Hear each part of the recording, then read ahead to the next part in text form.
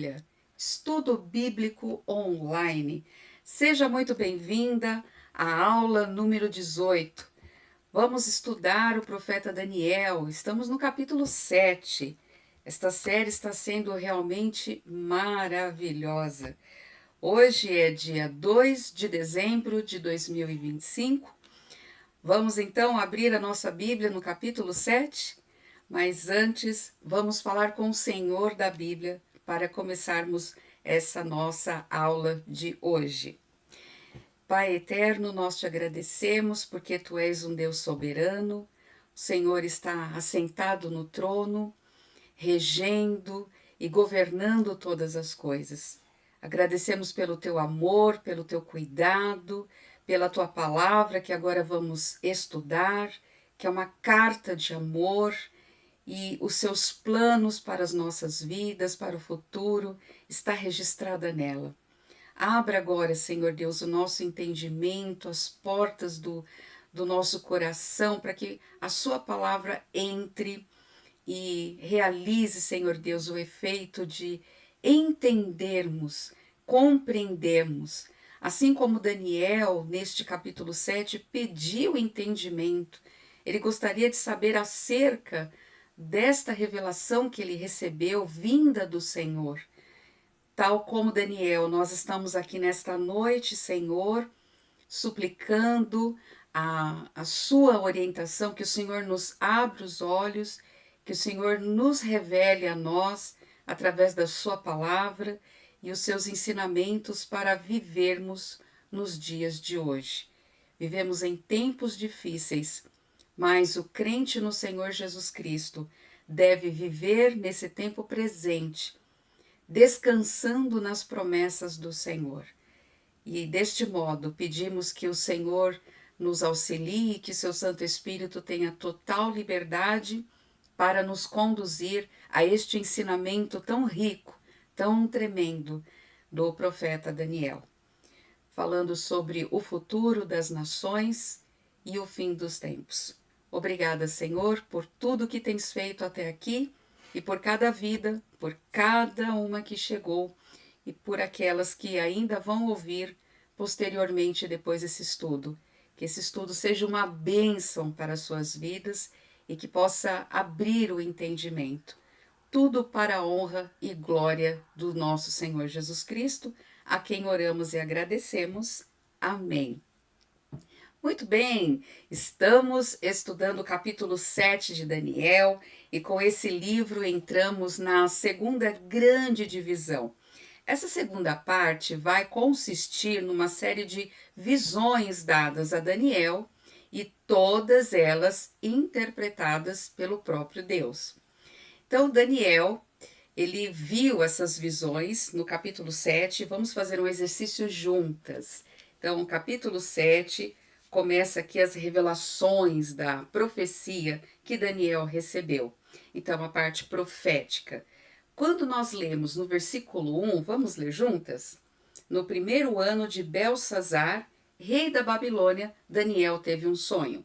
Então, eu coloquei aqui no gráfico que no primeiro ano de Belsazar, o rei do Império Babilônico, governava neste momento. Assim, nós entendemos o que estava acontecendo politicamente quando Daniel recebeu essa visão no sonho. Agora, olha que interessante. Vamos para o capítulo que segue, capítulo 8. No versículo 1, nós lemos assim, no verso 1. No ano terceiro do reinado do rei Belsazar. Então, continua sendo o Belsazar, reinado da Babilônia, porém, já está aqui no seu terceiro ano de reinado. Agora, continuando essa pesquisa juntas de leitura, Daniel capítulo 9. Vire a página, por favor. No primeiro ano de Dario, filho de Assuero, da linhagem dos Medos. Agora já não mais o Império Babilônico, agora o Império Medo.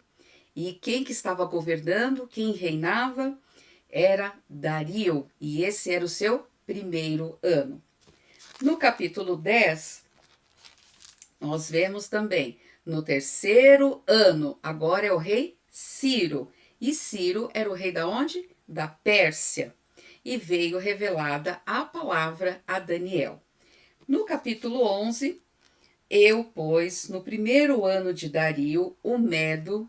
Então nós vemos que nesses primeiros capítulos a gente vê quem está governando e qual o ano do reinado, para a gente entender a cronologia dos tempos e dos acontecimentos, conforme Daniel descreveu lá no capítulo 2, onde ele revelou e deu a interpretação para Nabucodonosor no seu sonho. Agora, verificamos que nos primeiros versos dos capítulos 7, 8, 9, 10 e 11, nós temos o tempo em que as visões foram reveladas ao profeta Daniel. E estas revelações, todas elas, do capítulo 7 em diante, são revelações que contêm profecias para o tempo dos gentios. E vai falar sobre o quê? A grande tribulação na terra. Esse é o assunto central no livro de Daniel. Então, tanto a nação de Israel como os gentios irão passar por esse período que chama a angústia de Jacó, a ira do cordeiro, a tribulação. Eles vão receber o juízo de Deus. Por quê? Por terem rejeitado o Senhor Jesus Cristo e a sua palavra. Então devemos observar, por favor, muita atenção, que a igreja, que somos nós, né, que faz parte do presente tempo, o tempo da graça, era da graça, não está incluída aqui no livro de Daniel. E por que não está presente? Por questões lógicas e cronológicas, como a gente já vem estudando. A igreja, então, não está presente aqui no livro de Daniel. Voltando, as visões dos 4 animais do capítulo 7, agora vamos lá para o capítulo 7, já fizemos esse exercício. 7:3 são 4 animais que estão de acordo com 7 reinos, que nós vemos a resposta aqui no versículo 17 do capítulo 7. Quem são os grandes animais? E o intérprete celestial responde: estes grandes animais, que são 4 reis que se levantarão da terra. Então a interpretação agora é de um anjo, um intérprete celestial, a gente chama assim, né? E isso corresponde a Daniel capítulo 2. É bom a gente sempre fazendo essa revisão para reforçar a ideia do que nós estamos lendo. E assim a gente faz uma compreensão melhor. Então, assim, a visão de Daniel é um paralelo da imagem do sonho, do capítulo 2, lá do rei da Babilônia, que era Nabucodonosor, agora que já é Belsazar, mas continua o império da Babilônia. E o que a gente pode observar nesses 2 capítulos, o 2 e o 7? É o estilo de paralelismo, o qual consiste numa singularidade de construção. Você vai vendo que tem detalhes no capítulo 7 que não tem no capítulo 2. Então vai aumentando os detalhes, a revelação, tá bom? Então é por isso que a gente chama que o capítulo 7 é uma complementação, que é a palavra-chave do capítulo 7, do capítulo 2, ok? Que foi a revelação. E aí tem o significado de ambas. E aí a gente pergunta aqui, o que é de fato esses 10 chifres? O que corresponde isso? E esses 10 dedos da grande estátua, eles são ligados um ao outro, eles significam a mesma coisa. Então, os 10 chifres de Daniel 7 corresponde aos 10 dedos da grande estátua do capítulo 2, que agora você vai ligar, além do 2, Daniel, com Apocalipse capítulo 13, versículo 1. Aí você pode anotar do ladinho. E também com Apocalipse 17, versículo 12. Então, todos eles representam uma união de 10 nações. Então, as visões do capítulo 2, elas complementam as visões do capítulo 7. E Daniel, você tem que ler junto com Apocalipse, que vai trazer mais explicações no capítulo 13 de Apocalipse e 17.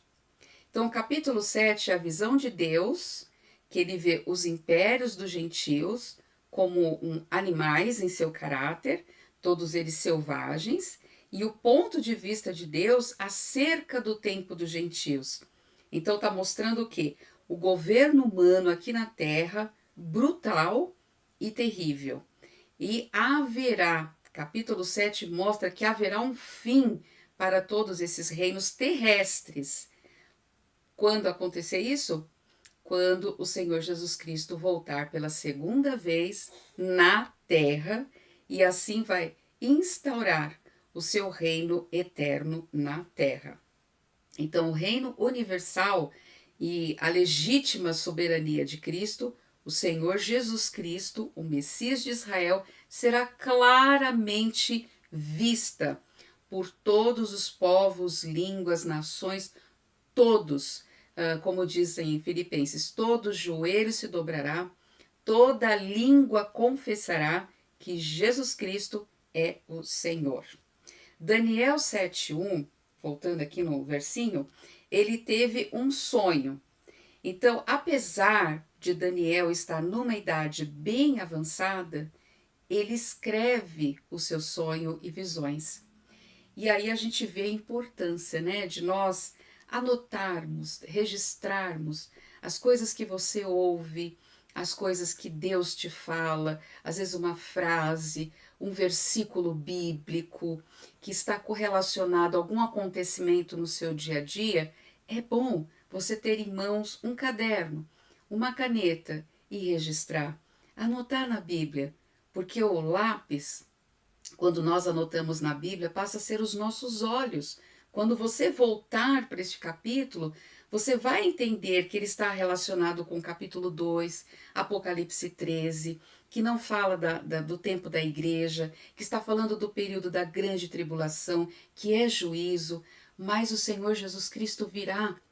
Então não precisamos temer, né? Não tenha medo. Alguém já disse, a última página da Bíblia diz que tudo vai acabar bem. Glória a Deus por isso. E Jesus virá e implantará o seu reino. Então Daniel escrevendo, voltando aqui na importância de registrar, ele foi um dos escritores proféticos mais significativos da sua época. Ele escreveu logo que ele sonhou, para não esquecer, porque nós temos o hábito de esquecer. Então ele relatou com detalhe todas as coisas que ele viu e que o Senhor revelou. Então Daniel recebeu essa revelação, escreveu cada palavra que nós lemos aqui no capítulo 7, e à medida que era orientado, Daniel foi movido pelo Espírito Santo de Deus, sempre. Toda a escritura é divinamente inspirada, e homens não escreveram nada de particular interpretação, mas todos os homens foram movidos pelo poder do Espírito Santo de Deus. Então, 7:1, ele trata do conteúdo principal do sonho. O termo suma, que ele escreve, né? Escreveu logo e relatou a suma das coisas. Se refere às características essenciais extraídas de uma variedade dos detalhes que podiam ter vindo ao longo daquele sonho.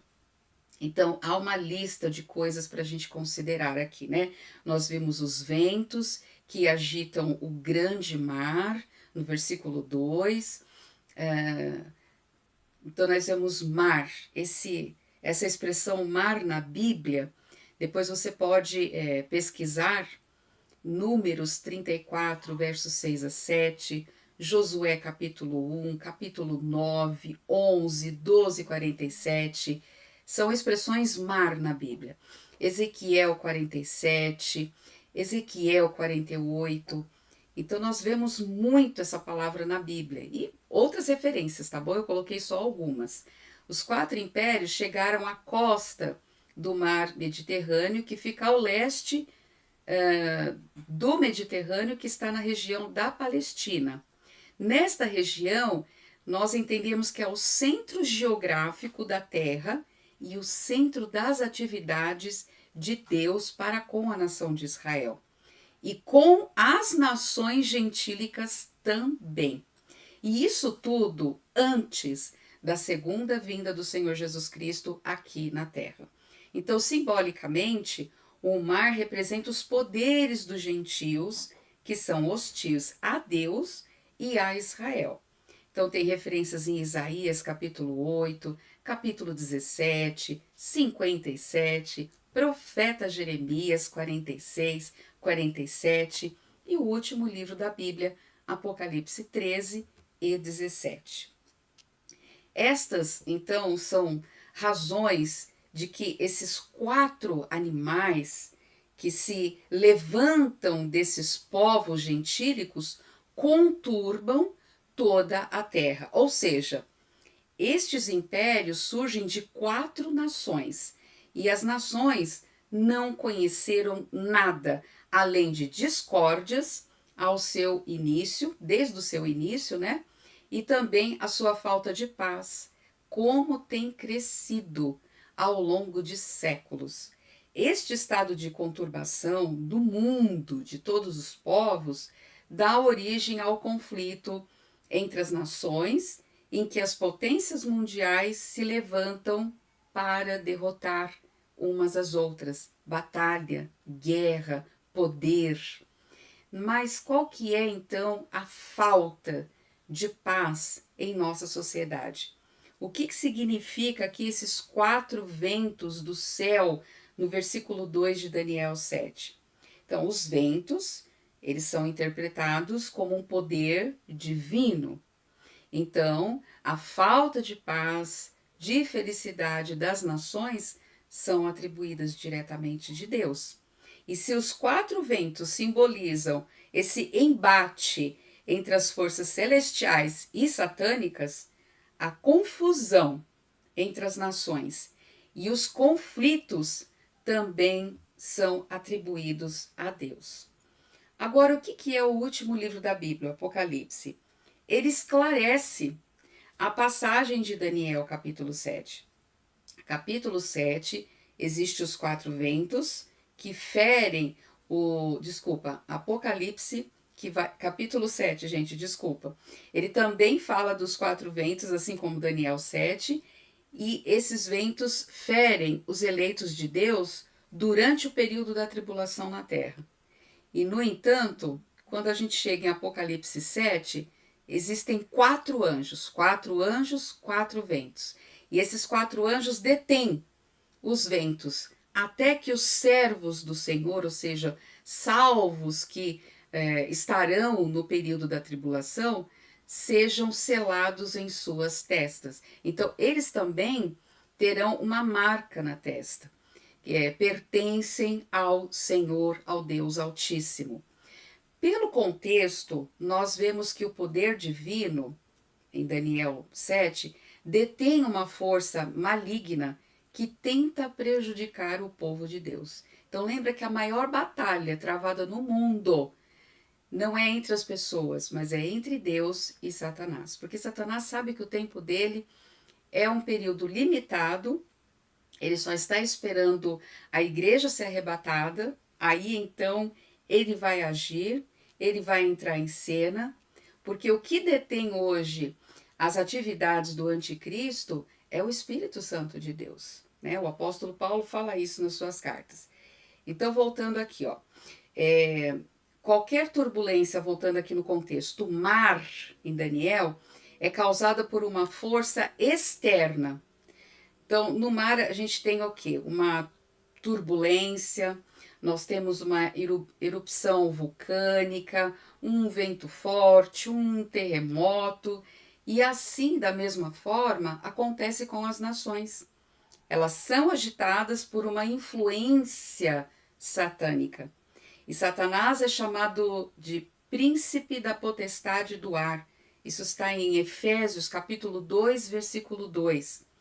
Em Efésios 6, versículo 12, Satanás é chamado de o príncipe da potestade do ar, e ele fala das hóstias espirituais da maldade nos lugares celestiais.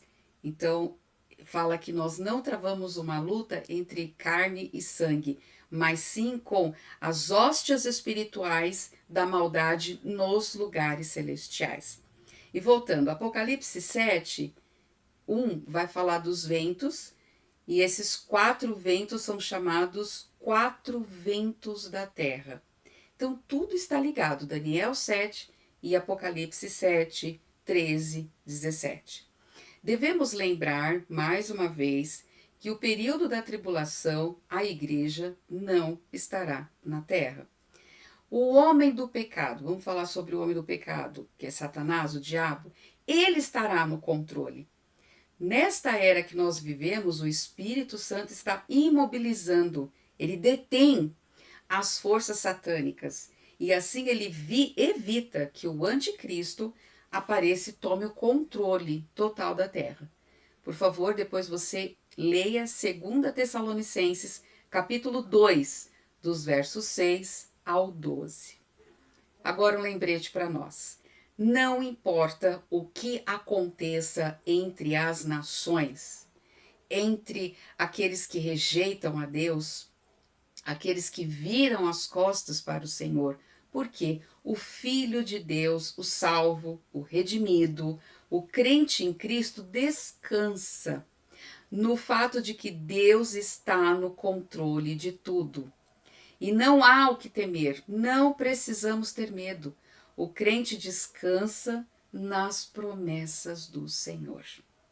Agora, voltando para Daniel 7, versículo 17. Esses grandes animais, que são 4 reis que se levantarão da terra. Não devemos nos esquecer das significativas palavras do verso 6, lá no finalzinho do verso 6. Um animal que tem 4 cabeças, que falando do quarto animal. E foi-lhe dado o domínio. Ah, desculpa, esse é o terceiro animal, gente. O 7,6 é o Império Grego, tá bom? Então aqui diz, foi-lhe dado domínio. Vamos lembrar sempre que as conquistas dos reinos, dos impérios, todas são dirigidas pela providência divina. Daniel 4,17, lembra do decreto de Nabucodonosor? Para que ele quis escrever? Para que ele quis testemunhar a respeito da sua conversão no Deus Altíssimo? A fim de que todos os viventes da terra conheçam que o Altíssimo tem domínio sobre o reino dos homens e o dá a quem quer, e até ao mais humilde dos homens constitui sobre ele.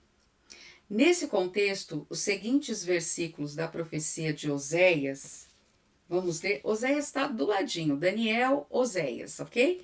Capítulo 13, vamos ler a partir do versículo 5.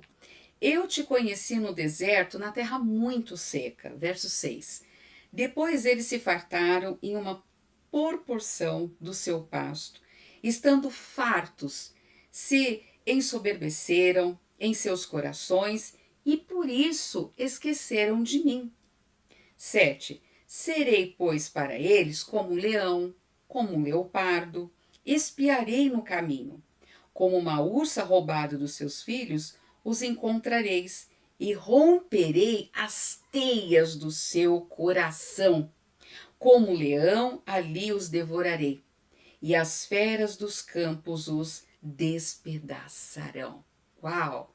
Olha que observação importante entre Daniel 7,6, que foi lhe dado o domínio a esses reis, com Oséias 13, do 5 ao 7. É a Bíblia explicando ela mesma. Muito bem. No sonho de Nabucodonosor, lá no capítulo 2, o que o rei viu? Ele viu esse império, o grego, como coxas de bronze. Daniel, em sua visão, viu o império como Deus o viu, como um leopardo cruel e veloz que ataca a sua presa. Os 4 animais, Daniel 7,7. O que é o quarto animal? Sim, o que simbolizava esses 10 chifres de Daniel 7 e o que simbolizava os 10 dedos da estátua de Daniel, capítulo 2.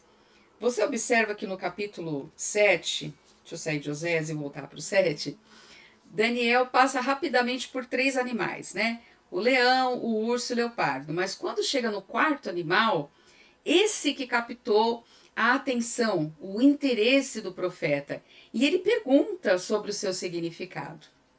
Agora eu pergunto: já houve algum momento, alguma situação na sua vida em que você desejou saber uma referência da Bíblia e você então para, faz uma pausa, ora e pede a Deus: Senhor, eu desejo entender, eu desejo ter uma compreensão da tua palavra. E como é maravilhoso, como o Senhor nos surpreende quando ele socorre a nossa oração. Isto é fantástico. Ora e vez isso acontece comigo, porque existem muitas coisas na Bíblia que nós não conseguimos entender. Então, este é o momento. Pare tudo, faça uma pausa e peça a Deus que Ele revele, que Ele lhe mostre na palavra o significado e o que Deus quer lhe ensinar com a passagem da Bíblia. Então, eu pergunto aqui, de que maneira nós podemos nos sentir à luz desses claros ensinamentos da Bíblia em Daniel? A Bíblia, ela prediz um governo mundial sem amor, sem paz, sem shalom para os últimos dias. Isso é terrível. Nós não podemos esperar nada mais do que, hoje, o mercantilismo ganancioso, o imperialismo político, de uma forma brutal e formas de guerra. É o que mais a gente vê. Não há esperança para esse mundo. A nossa única esperança é o Senhor Jesus Cristo. Agora, como que Daniel viu esses 4 impérios? Ele ficou perturbado. Imagine, porque ele estava vendo lá na frente o futuro da sua nação Israel e as outras nações gentílicas. Então aquilo para ele foi impactante. Foi um modo assim que ele ficou perturbado mesmo. Agora, nós vemos que Daniel viu esses animais, tudo é temporário, porque há uma sucessão de reinos, mas no horizonte, o que nós enxergamos? Esses animais selvagens, os monstros aqui da visão de Daniel, que esse quarto aqui é o mais terrível, e esperando o momento oportuno para atacar a sua presa. Esse quarto animal não é descrito, e por isso que ele se tornou um objeto de preocupação para o profeta. Assim como o principal foco no capítulo 2, lembra? Foi colocado nos pés e nos dedos dos pés da grande estátua, aquela imagem. De fato, esse quarto animal aqui no capítulo 7, com os dentes de ferro, corresponde às pernas e os pés, que eram metade de ferro e metade de barro, do capítulo 2. Enquanto que os 10 chifres corresponde aos 10 dedos? Sim, sabemos que o quarto animal é o Império Romano. Então aí você anota, né? Já colocamos no capítulo 4 que é Babilônia, no versículo 5 o Império Medo-Persa, no versículo 6 é o Império Grego, e no capítulo 7, verso 7, é o Império Romano, que foi o sucessor do Império que está aqui de Alexandre o Grande, que o Senhor deu o domínio, tá bom? Ele foi o sucessor, o Império Romano. Então Daniel viu este animal muito forte, e não só Daniel viu, mas também o apóstolo João, ele viu este mesmo animal em sua visão com as características de cada um dos 3 animais. Nós lemos na aula passada, Apocalipse 3:2. E a besta que eu vi era semelhante a um leopardo, seus pés como os de urso e sua boca como de um leão. E Roma, que é o quarto império, ela se vangloriava dizendo que ela não havia destruído as culturas. Não, ela não destruiu, mas ela conquistou, ela incorporou a sua própria cultura, como uma lavagem cerebral. Daniel 7:8, entre eles subiu um outro pequeno chifre. Então aqui, por favor, anote esse pequeno chifre. Vamos considerar ele aqui. Ele sai de dentro de 10 chifres que o animal possui. Então, esse é o fator adicional, pequeno chifre ou chifre pequeno, que nós vamos estudar aqui, que fala em Apocalipse e fala também em Daniel. Simbolizando o quê?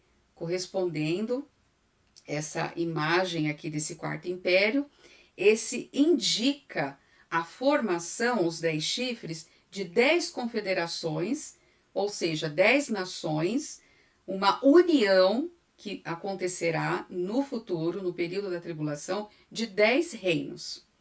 Esta é uma profecia para o futuro. Ainda não se cumpriu essa profecia de Daniel. O cumprimento completo dessa profecia ainda aguarda o seu tempo. Apocalipse 17:12, 13 e Daniel 7:24.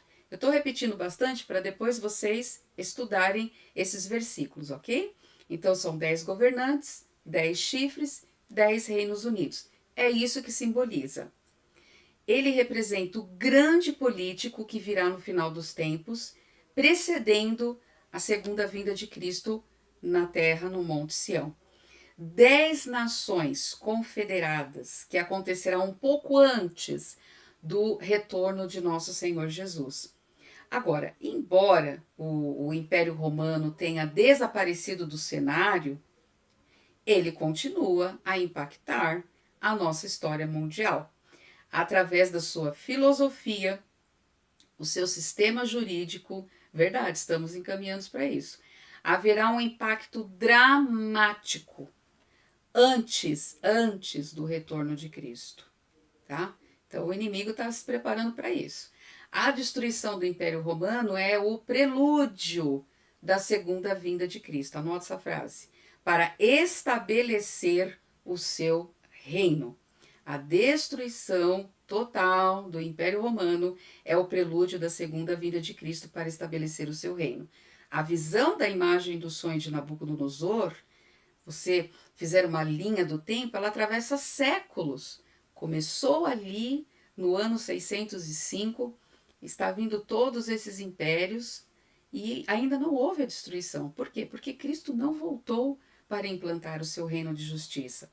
Portanto, os pés dessa imagem, incluindo os dedos, ele tem a ver com o futuro, assim como os 10 chifres aqui da visão de Daniel no capítulo 7, aí a gente vê dos versos 27, 17 até 24, esses também surgirão até pouco antes da segunda vinda de Cristo. O pequeno chifre, Daniel 7:8. O chifre pequeno, então você anota, por favor, é o fim do tempo dos gentios. Como que eu identifico esse pequeno chifre? Ele tem olhos de homem e ele tem o quê? Uma boca. Então, olha lá, estando eu a considerar o chifre, eis que entre eles subiu outro chifre pequeno, versículo 8, diante dos 3, dos primeiros chifres foram arrancados. E eis que neste chifre haviam olhos, observe, anote aí, olhos, como os de homem, e uma boca que falava grandes coisas. Então ele tem olhos e boca que falam blasfêmias, olhos notáveis. Ele tem um olhar penetrante, ou seja, ele tem uma personalidade que se impõe. E outro, uma boca que falava grandes coisas. Tudo que ele diz é contra Deus, ele é o grande opositor. E, portanto, ele vai trazer só palavras de blasfêmia contra Deus e contra os santos do Altíssimo que está aqui. Quem são os santos do Altíssimo? São pessoas salvas no período da tribulação. Então, ele vai perseguir os salvos que estarão nesse período de tribulação na terra. Aqui não é igreja, hein? Santos do Altíssimo são crentes fiéis, o remanescente que será salvo no período da tribulação, ok? Então, esse homem vai falar coisas grandes, blasfêmias. E como orador, ele vai parecer confiável e convincente. As pessoas vão ser enganadas por ele. Então, o pequeno chifre é o quê? O homem do pecado. Se você quiser anotar, por favor, aí na sua Bíblia ou no seu caderno, vamos dando nome aos personagens. Ele é o homem do pecado, o pequeno chifre. Sabe aonde ele é descrito no Novo Testamento? 2 Tessalonicenses capítulo 2, versos 3 e 4. O homem do pecado, ele é o filho da perdição, que se opõe e se levanta contra tudo que se chama Deus. E tudo que adora a Deus, ele é contra, ele vai falar contra. Ele nunca vai ficar a favor, porque ele quer destruir essas pessoas. Vai ter uma perseguição fortíssima contra os santos do Altíssimo nesse período. E ele vai se assentar no santuário de Deus, apresentando-se como Deus, o Deus desse século, né, que o apóstolo Paulo chama lá em 2 Coríntios, capítulo 4:4, e eu já citei Efésios 2:2. Este homem, ele vai ser inspirado por Satanás. Ele vai declarar guerra a Jeová, que é o nosso Deus, e aos seus santos, que são os fiéis, no período da tribulação. Salvos. Aparecerá um homem que é chamado Pequeno Chifre.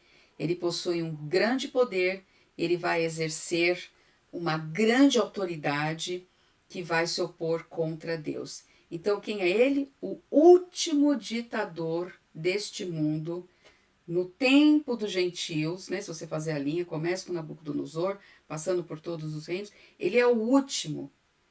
O anticristo é o último, aí vem a volta do Senhor Jesus, tá bom?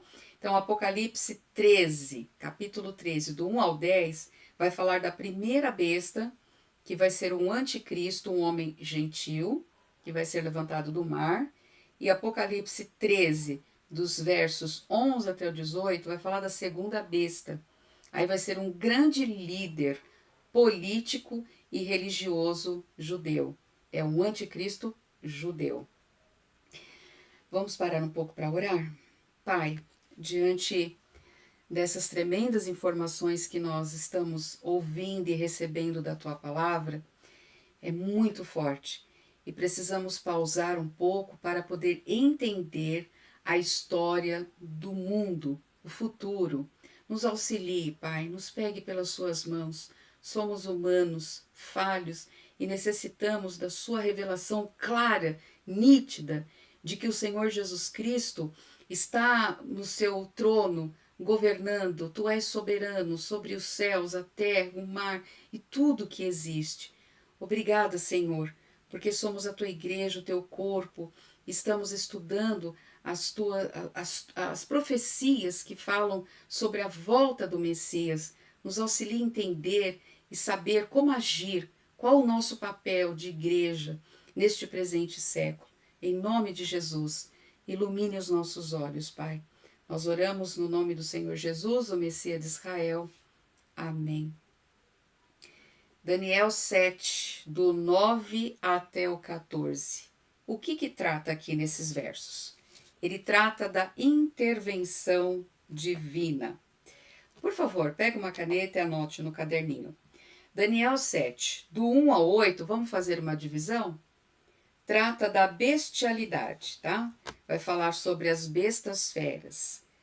Dos versos 9 até 14, vai falar da destruição. E dos versos 15 até o 27, trata da interpretação, que é o intérprete celestial, é um anjo que fala com Daniel. Então, Daniel tem o desejo de querer saber a revelação, ele ora e Deus socorre o servo. Como é bom, Deus já me socorreu quando eu queria entender alguma coisa da Bíblia, ele continua me socorrendo. Então, a senha é: ore, faça uma pausa, ore que Deus vai revelar para você, ele vai fazer tudo muito claro, tudo muito nítido.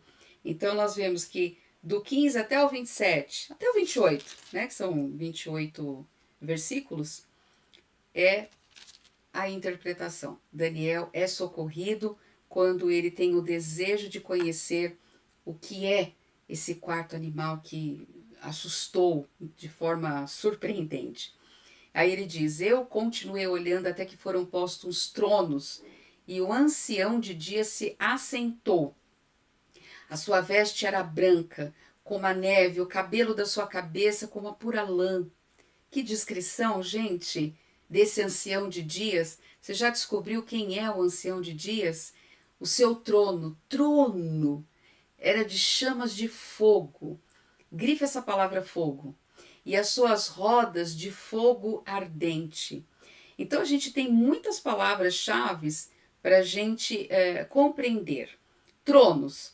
A cena corresponde ao livro de Apocalipse, capítulo 4 e capítulo 5. Nós vemos que é falado também de alguém superior. Ele diz: depois eu olhei e eis que estava uma porta aberta no céu. Ele ouviu a voz como de uma trombeta e ele ouviu falar com ele. Então, aqui João, no capítulo 4, ele foi arrebatado, né, ao céu. E aí ele fala de tronos. Depois você vai ler o capítulo 4 de Apocalipse e você vai grifar todas as vezes que aparece a palavra trono. Essa é a nossa lição para o próximo encontro, ok? Então, Apocalipse 4, 5 é uma preparação para o quê? Para o juízo. Deus julga. Ele é amor, mas ele é justiça. Então, homens semelhantes a animais que governam a terra serão julgados. Por isso que a igreja não está aqui. A igreja já foi julgada lá na cruz do Calvário. Já foi julgado na cruz a minha velha natureza, o pecado e Satanás. Portanto, nenhuma condenação há, nenhum julgamento há para quem está em Cristo Jesus nosso Senhor. Então, vai ser julgado quem? Os rebeldes, os incrédulos, os que voltaram as costas para Deus. Tanto judeu como gentil, tá? Todos vão prestar contas diante de Deus. Então, quando o tribunal foi devidamente ordenado, entrou um juiz, Daniel 7:9. Quando você já marcou na sua pesquisa ancião de dias, por favor, anote a palavra juiz. Imagine esse cenário, né? Ele entrando no tribunal e entrou o ancião de dias. Vamos ler Apocalipse 1, a partir do versículo 17. Vamos ver quem é esse ancião de dias? Apocalipse vai nos ajudar. Vamos lá. Versículo 12. Eu me virei para ver a voz que falava comigo. E virando-me, eu vi 7 castiçais de ouro. E no meio dos 7 castiçais, então os castiçais eram o serviço de um sacerdote.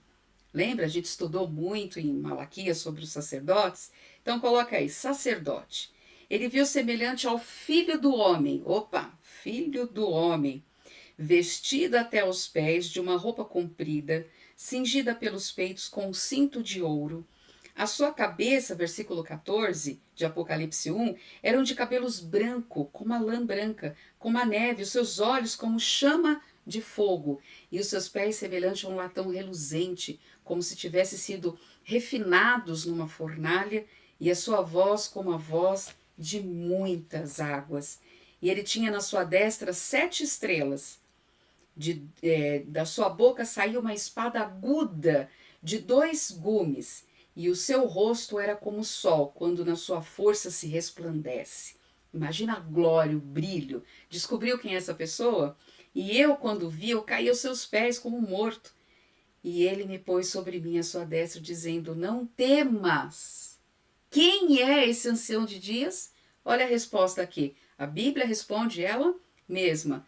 Eu sou o primeiro, eu sou o último. Eu que vivo e fui morto, mas eis que estou vivo para todo sempre. Amém. E tenho as chaves da morte e do Hades. O eu sou. Olha o eu sou aqui.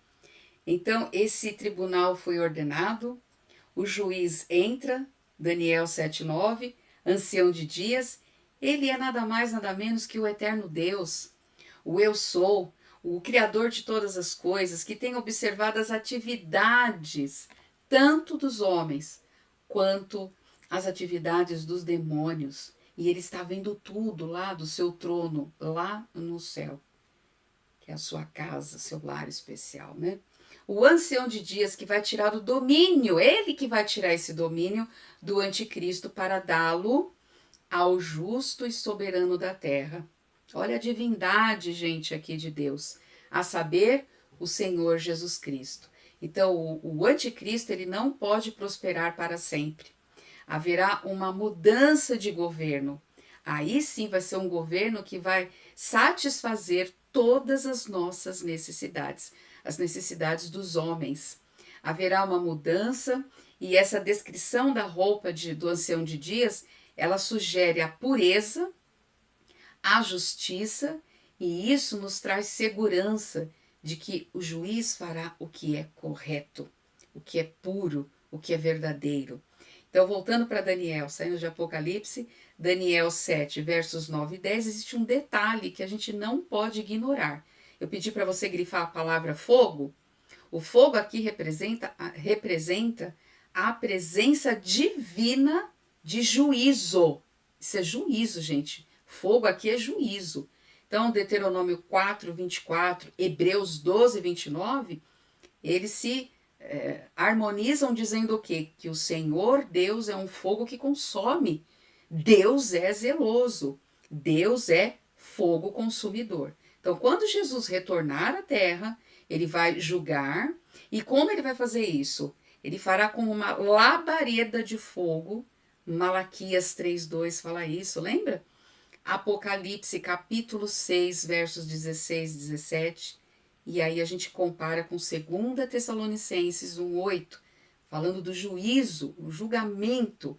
Então, o fogo, aqui em Daniel 7, é uma representação clara do juízo do Deus Todo-Poderoso. Ele vai acabar. Todo mundo fala, onde que está Deus? Ele não está vendo? Está vendo, e vai determinar um tempo em que ele vai dar cabo nisto tudo.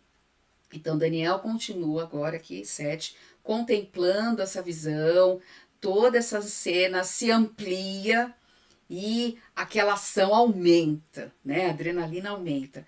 Enquanto o tribunal estava sendo preparado para o ancião de dias, do verso 10, ele diz assim: milhões e milhões e milhares estão diante dele. Aparece uma multidão incontável como nunca houve antes. Só que essa multidão obedece às ordens de Deus. Então é uma multidão que tem o temor de Deus. Nunca um número tão grande, com um único propósito, apareceu no cenário da história. Nunca. Então, estes serão homens ou anjos, eu pergunto. Surge a pergunta, né? Muita gente fala, será que é homem? Será que é anjo?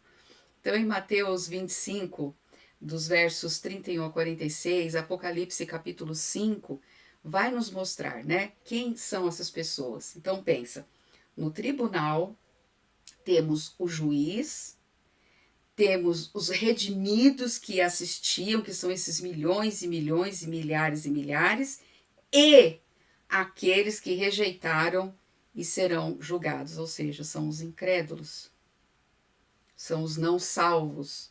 Quando o juiz se senta, os livros, está no plural, foram abertos, Daniel 7:10. Ele se senta e os livros são abertos. Então, depois de uma reverência, onde todos cantam, elogiam sobre esse ancião de dias, agora ele se senta e os livros são abertos. E quando esses livros são abertos, significa que são todas as obras dos incrédulos do Antigo Testamento, do Novo Testamento, do período da tribulação, tudo está registrado no livro, tudo, absolutamente tudo. E aí, todos esses registros vêm trazendo à luz. E agora o Senhor fala com um por um, gente. Então devemos sempre ter em mente o quê? Que Deus mantém os registros precisos das obras dos homens, de acordo com Apocalipse, capítulo 20. Capítulo 20, vamos lá. Versículo 12 e 13. E viu os mortos, pequenos e grandes, que estavam diante de Deus, e abriram-se os livros, olha lá o que fala em Daniel 7. Abriu-se o outro livro, agora esse está no singular, que é o livro da vida. E os mortos foram julgados pelas coisas que estavam escritas nos livros, segundo as tuas obras. Então ele vai abrir os livros e o livro da vida. E ele vai falar assim: por que que o seu nome não está aqui? Por que que você teve essa oportunidade aqui, aqui, aqui, aqui, para que o seu nome estivesse aqui no livro da vida? E eu pergunto para você: aonde está escrito os teus registros?